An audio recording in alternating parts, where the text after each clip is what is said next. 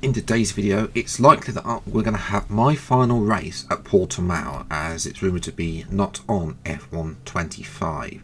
So, what will the last Portuguese Grand Prix have left it to live? We'll have to wait and see. There is a slim chance still of the championship, although that's been ruined by the previous two races. Verstappen is way out in front. R&D wise, can we sneak something on? Really, no, is the answer really. We have that major front wing downforce really, but obviously we're still lacking a bit of downforce, but we have this open to us. So yes, in terms of R&D, we have got that upgrade, which is our final upgrade. Toro Rosso, the fastest team on the grid, ahead of McLaren and Aston Martin. Red Bulls and ourselves are very close, but we're all very close at the top, and there's a big gap to the bottom 5 teams, which now includes Mercedes too. So yes, that's the penultimate thing. I'm not entirely sure if there's going to be any race between now and Las Vegas as well. Definitely not for us as well.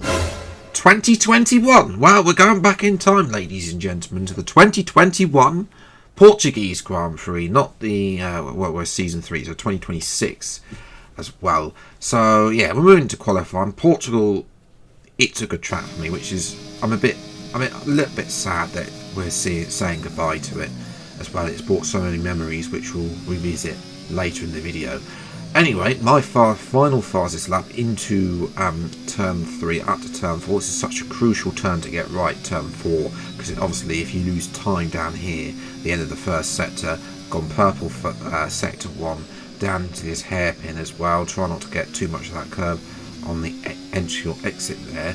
Up the hill then, so we're going to now take to the right hand corner here, through into what is possibly one of the trickiest corners up this circuit, as you have to turn uphill and it goes downhill. This track really is a roller coaster ride, a beautiful track as well to drive. Up the hill, turn right here as well, and then they come down again at 3/10 up on Verstappen's time for middle sector. Final corner. This is really the effective final turn up corner, really penultimate corner, final corner here as well. A bit of a twitch on the exit of the previous one there, and now it's just about flooring it to the line.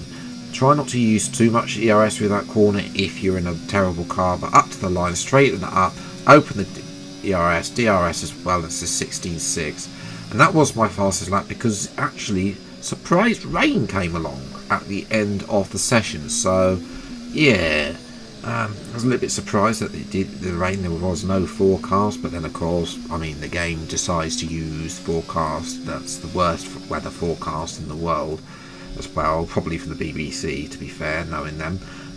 But yes, P2 on the grid. Carlos Sainz takes his first pole position for Toro Rosso, but they have the fastest car. I'm in front of Verstappen too. So yeah, from the front row, ladies and gentlemen, let's see what we can do for today's Portuguese Grand Prix. It's time for the race. Welcome along then to Portimao, one of the busiest towns in the Algarve and a breathtaking destination that brings tourists from all around the world to the shores of southern Portugal. Today it's the backdrop for the latest round of the Formula One World Championship, and with a circuit this wide, we could be in for a lot of exciting wheel-to-wheel action today. So Portimao features 15 turns over the course of its 2.9 mile length. 9 are right-handers, while 6 are to the left. This is a track with a lot of uphill action, which only accentuates the importance of getting those exits right, especially at turn 4, where a good line can present opportunities to pass on the way into turn 5. It's time to see how our drivers are stacking up after yesterday's exciting qualifying session. It's Carlos Sainz in pole position, and Phoenix completes the front row. Moving on to the rest of the grid, we have Verstappen, Fernando Alonso, Leclerc, Perez, Tsunoda, Hamilton, Norris, Stroll, Russell, Albon, Oscar Piastri, Magnussen, Teo Porcher, Hulkenberg, Behrman, Joe, Ocon, and Pierre Gasly picks up the final grid slot today. That's it then, it's time to go racing as we head down trackside for today's race. Welcome to the commentary box overlooking the circuit. I'm Alex Jakes, and joining us for the race today is Naomi Schiff. Well, they're having a better time than their teammates so far this year. How do you keep that momentum going? I love this moment in the weekend. Put us in their shoes right now. What are they feeling on the grid? It's a very special time for the drivers. It's almost like everything around you slows down and you become hyper aware. So your nerves slightly go up, your adrenaline's going up. It's the perfect time to start focusing on your visualizations and preparing for the race. So you want to avoid distractions and really stay cool, calm, and focused. Okay, here we go. I know what you can do. Don't let me down. I think Mark even knows that we're not going to be able to win this championship. We need Verstappen has to retire. We need to win. A good start here would be good. I did think about doing medium soft, but I want to get Sainz off the line. If Sainz runs away, then that could be, well, it's definitely championship over. We can still got a chance in the constructors then too. 5 red lights for the Portuguese Grand Prix, and away we go. It's a good start for me, better than Sainz, and it's going to be accompanied down the inside. Alonso's on the inside going into turn 1. I'm going to sweep around the outside though and take the lead ahead of Alonso too. So I'm up to P1, and I'm just going to unleash the overtake mode. Just look at this. Look at the gap. It was 6 tenths at the start. The straight. It's now 8 tenths, 9 tenths. It's over a second already. That is beautiful as well. Alonso, I mean, we know that Honda's not quite as fast. Remember Belgium, although I think they have brought upgrades since, but obviously it's in front of the Toro Rosso. Verstappen's down a P4, but that doesn't really matter for him in terms of winning a championship. We could do with Leclerc making some moves, but he's all the way down like P7-ish, just in front of Norris, which is good for the constructors, but I need him to help us out here as well. So that's Stroll as well. He's ahead of both Mercedes too. So both Mercedes cars not a great end to the season as well. Magnussen there too in front of I believe that is Perez in the McLaren as well. So coming into the end of lap 8. It's not been. I will be honest. This race is already not really providing anything. Nothing really happened with the first year. We had Alonso covered. 2.5 second stop, that's okay for F124 as well. You know, I'd like to see a bit more realism really in terms of the pit stop times, but I know we're not getting that on F125 either. As we enter the pits then, Sainz says fastest lap, just annoyingly as well. Verstappen here, is he going to get in front of Alonso here? He's closing in with DRS. No, but he is going to get in front of Sainz. So Verstappen is up onto the podium, and that's going to be very frustrating as well. But these mediums don't quite have the same pace than the softs, and Alonso is a lot closer, even with getting the most out of the battery. So Noah's actually going to pip a lap later as well and move on to another set of softs, and he's going to come out behind his own teammate too, which will be good for their battle in the constructors. But yeah, Alonso's going to send it here on lap 11. I'm going to take the racing line, which is the default defence line here in Portimao to turn 1, and keep that position for now. But yes, behind us though, the two Toro Rossos are too busy squabbling over each other. Tsunoda has DRS on Sainz, but Sainz swoops around the outside like I did to Alonso as well, and that's Leclerc getting past Norris. Remember, Leclerc was in front of Norris, but he slipped back behind in the pit stop phase. He's also got Piastri there too. Norris is going to have a go at in the next lap, but takes the inside line, which immediately has lost in DRS. As I start the final lap then of this race, it's time to take a trip down memory lane to some iconic moments from previous races. 5 red lights then for the Portuguese Grand Prix. We're going to start on mediums and finish on softs. Lights out and away we go, and it's a good start compared to Bottas, who's had a horrible start as well. Verstappen there, and I think they're going 4 wide behind us between both McLarens and both Red Bulls. And this is a replay on board with Verstappen. Verstappen had a great start, you know, and then he's gone 4 wide, yeah, with both McLarens and both Red Bulls. Perez loses out to one of the Mercedes. I think that's Russell. Here's a replay on board with Piastri. You know, obviously there is squeeze. Piastri actually gets in front of Verstappen there. What happened to Perez? He lost out really. He actually had a good start, but was on that inside. He tries to go the inside and has to lift off. There's a bit of contact with Bottas, and then Russell goes through. And that's another a shocking start for Carlos Sainz. He's down in P18.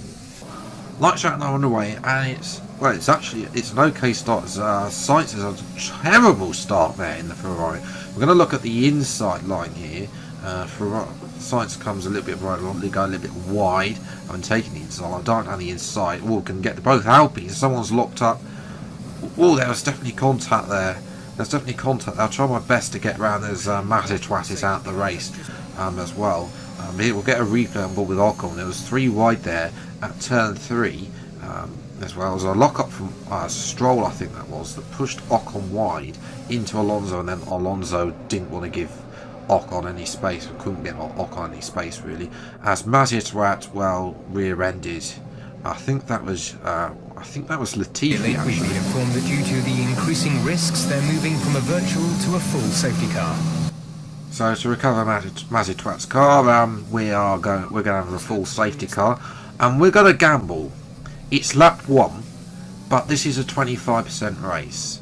I think we can go to the end on mediums. Portugal doesn't have high tyre wear, or for me it doesn't. I've never done a 50% race around here, so I don't know what it's going to be like. But on a 25% race, which I've done a couple now, there doesn't seem to be that high tyre wear as well.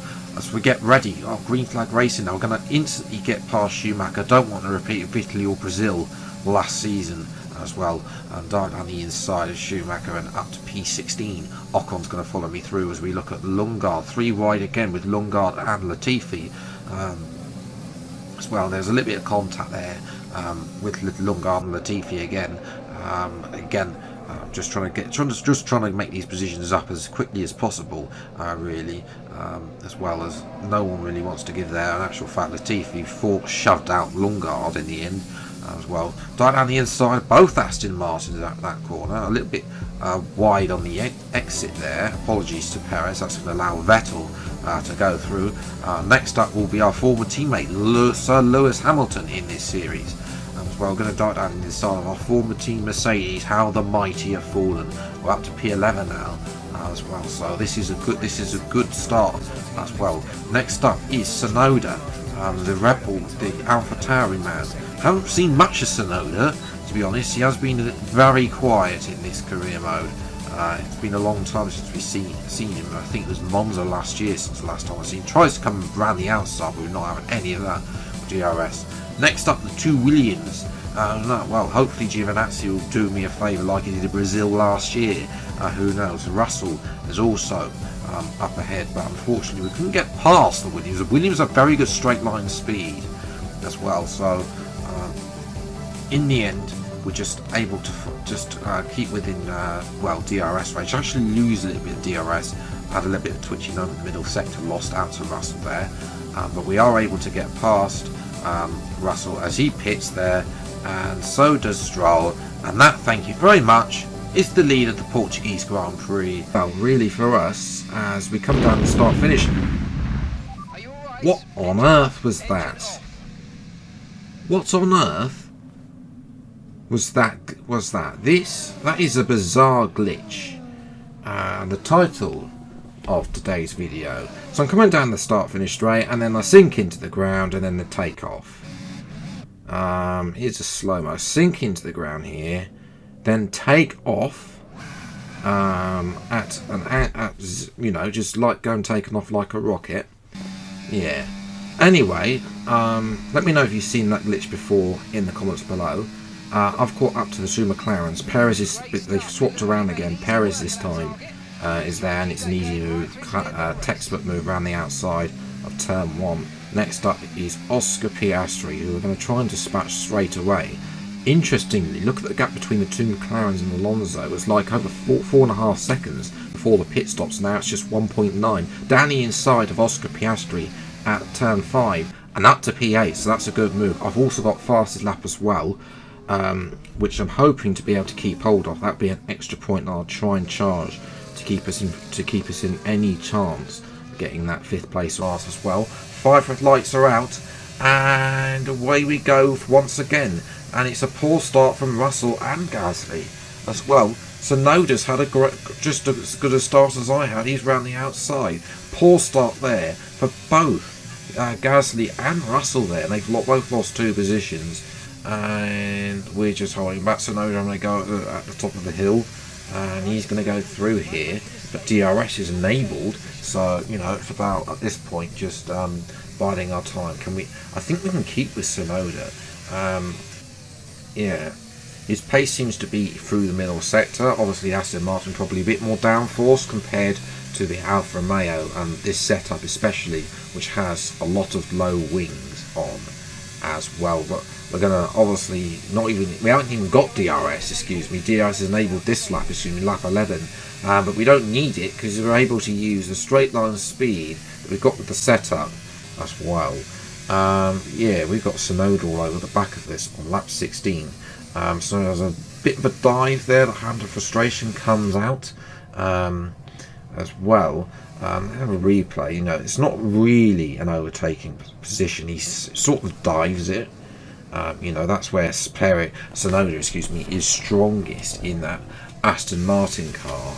So, yeah, something is coming. We jump to lap 30. Sonoda once again darting up the inside there. We're going to keep it on the outside there, as well as going side by side back up the hill. Sonoda thinks better of it as well. We're going to let Sonoda again in front to give me DRS. My rear tyres have really gone now, 10% more than the fronts. Again, it's not quite as bad as Brazil, but it's still quite bad. You know, we've done more laps on these tyres than we did at Brazil.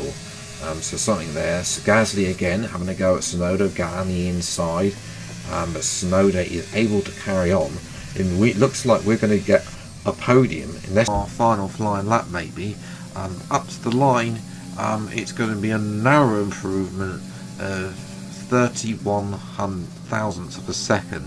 And on the following lap, things, well, as I say, got greedy on that curb again, and then as I was spinning around to go forwards, Alonso decides to completely annihilate us out of the qualifying as well. We'll get a replay on board with Alonso in the black and yellow Renault car. As he comes through the corner, yellow flags there, sees me there, and just decides not to go.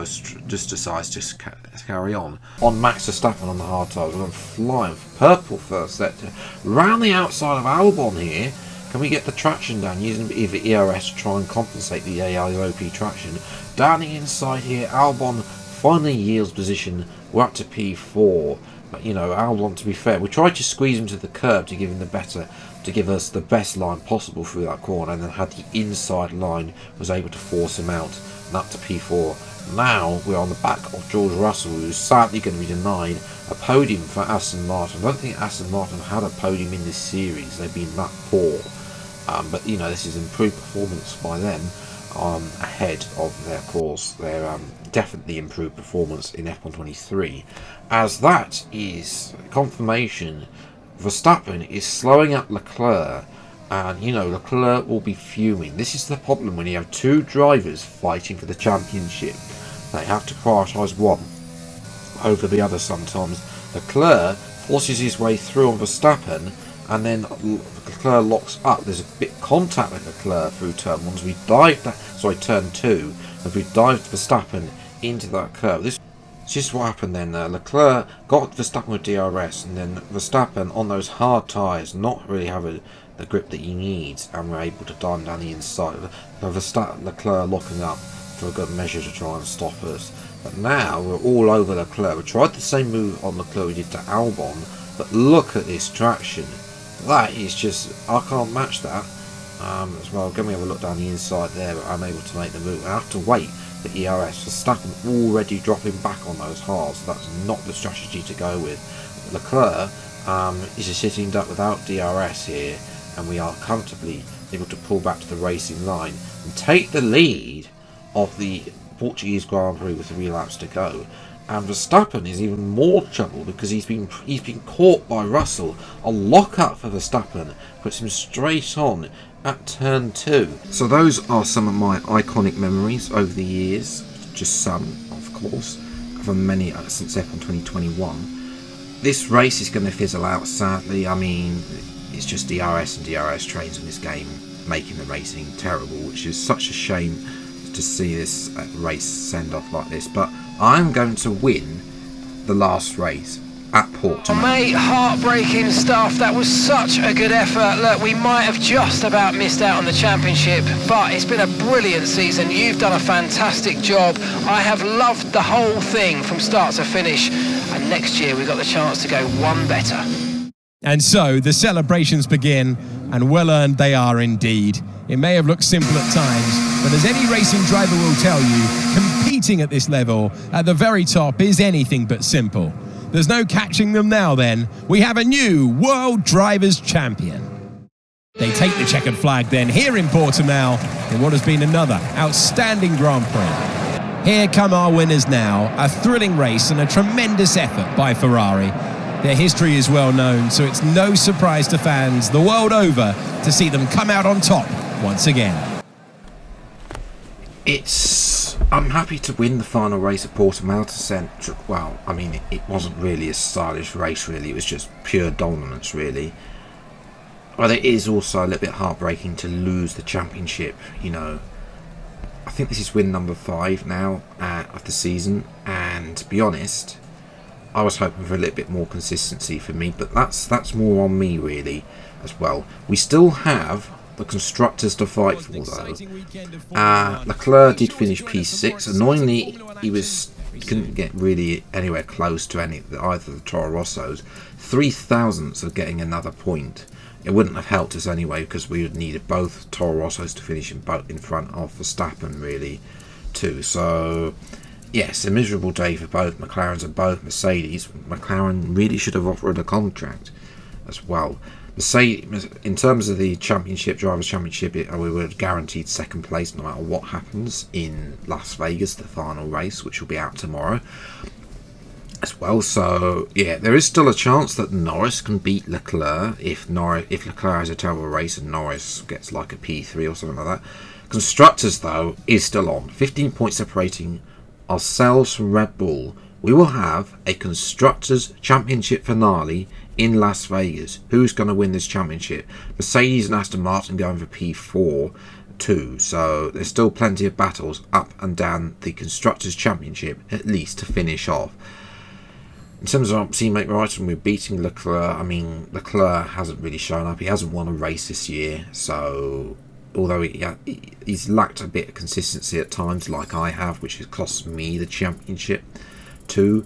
In terms of getting our stats towards 90 rated, we're very close. I think I can get to 90 rated by the end of next race. 50, we've got more recognition too. 52%. It's too little, too late, really, to get those final upgrades that really would power this car even further towards victory. But yes, I mean, it's a bittersweet moment, really. To win the final race at Portugal is exactly what I wanted. May not have the drama as well. Alonso is on a cracking run of form right now. 2 wins and a second place in his last 3 races. You know, he can finish in front of Perez in the championship. You know, even also, don't rule him out. If Norris has a poor race, he can actually also finish in front of Norris too, in the form that he's going. You know, Aston Martin have brought some upgrades. Not for his teammate, though. Yeah, Stroll's had a really dip in form, apart from that P6 at Singapore as well. For us, 5th, more race wins than Verstappen, but Verstappen has been very consistent. You know, where I've had 7th and 4th, Singapore and Brazil, which cost me positions. You know, I look at that positions in between Monaco and Spain, also not on the podium. You know, Verstappen's been crazy consistent. Yes, he's not won since Austria, but he's been on the podium. He's only been on the podium, four times this season. You know, so that is very good consistency from him. We'll return tomorrow, as I said, with Las Vegas, with the Constructors' Championship finale, and then it'll be on to F125. But yes, let me know what you think in the comments below. Are you guys going to miss Portimao from your career modes on F125? If you are new around here though, please do get subscribed for weekly Formula 1 content. Until the next video then, I'll see you next time. Take care, thanks so much for watching, enjoy your day, and goodbye.